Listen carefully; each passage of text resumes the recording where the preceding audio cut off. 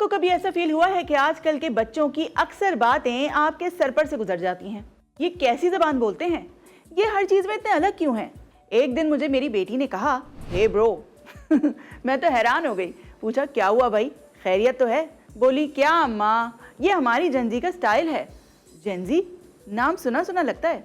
अस्सलाम वालेकुम, मैं हूं बिनेश अब्बास और आज मैं जेनजी से आपका तारुफ कराऊंगी।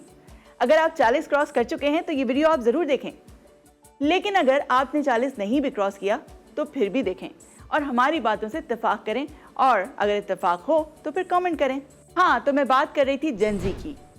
जेनजी कौन है? जेनजी 1997 से लेकर 2012 के दरमियान पैदा होने वाली नस्ल है। ये वो बच्चे हैं जिन्होंने मोबाइल फ़ोन, इंटरनेट और सोशल मीडिया के साथ आंख खोली। या यूँ कहा जाए कि ये डिजिटल दौर के पहले शहरी हैं तो गलत ना होगा। वो शहरी जिनके लिए दुनिया हमेशा ऑनलाइन रही है। जेनजी सबसे अलग क्यों है? ज़रा अपना वक्त याद करें।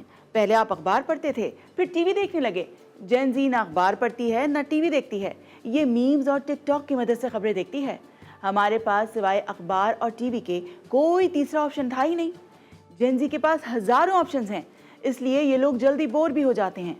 ये लंबी बातें नहीं सुनते, सिर्फ वही चीज़ें देखते हैं जो इनके लिए रेलिवेंट हो। यानी अगर आप इन्हें लेक्चर देंगे तो ये बोलेंगे, यार अम्मा टू द पॉइंट बात करें, लंबी ना करें। ये रिवायती नौकरी भी नहीं करते, यानी 9 to 5 वाली, हमारे जैसी धक्के खाने वाली नौकरी ये नहीं करते। ये तो यूट्यूब, फ्रीलांसिंग और स्टार्टअप कल्चर को पसंद करते हैं। फ्रीलांसिंग अब हवाई रोजी नहीं रही, ये बाकायदा एक प्रोफेशन बन चुकी है, थैंक्स टू कोविड जिसने फ्रीलांसिंग कल्चर हमें दिया। यानी ये कहें कि जेनजी नौकरी करने नहीं बल्कि नौकरियां पैदा करने में ज्यादा दिलचस्पी रखती है। अच्छा, हम में और जेनजी में क्या फ़र्क है? भाई, हमने ज़िंदगी में धीरज सीखा, यानी हर काम सब्र, सुकून और सोच समझ कर करना चाहिए। लेकिन जेनजी, इनकी तो हर चीज़ इंस्टेंट है, बस फैसला करो और कर गुजरो। हम आज भी खबरें टीवी पर देखते हैं, 9 बजे का खबरनामा, लेकिन जेनजी सोशल मीडिया ट्रेंड्स पर चलते हैं, वहीं से सारी खबरें देखते हैं। ये लोग इंस्टा और टिकटॉक यूज़ करते हैं, और तो और ये लोग फेसबुक भी यूज़ नहीं करते। यानी हमने फेसबुक बनाया और जेनजी उसे अब बोरिंग आंटी अंकल्स का अड्डा कहते हैं। भाई, मैं तो बहुत सैड हो रही हूँ। आप क्या सोचते हैं?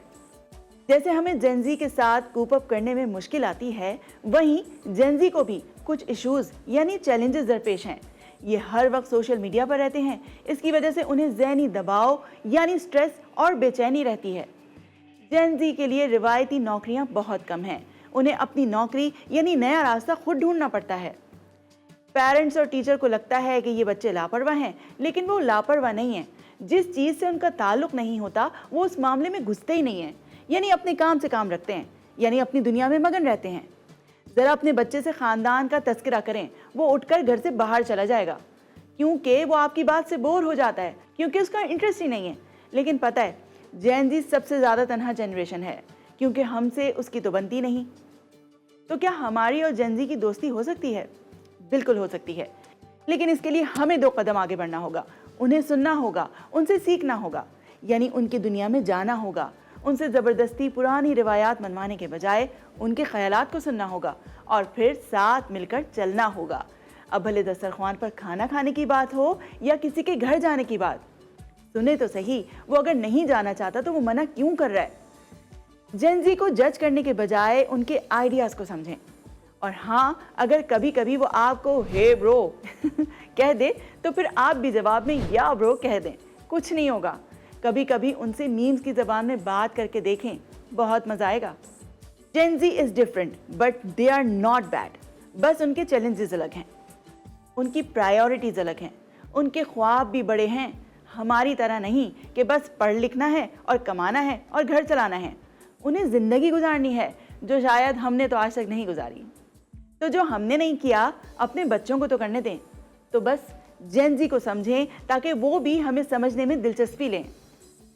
अब आप बताएं, क्या जेनजी को समझना वाकई मुश्किल है या हम ये जनरेशन गैप ख़त्म कर लेंगे? भाई, मैं तो अपने बच्चों के बीच ये गैप ज़रूर ख़त्म करूँगी। आप क्या करेंगे? मुझे कमेंट सेक्शन में ज़रूर बताइएगा।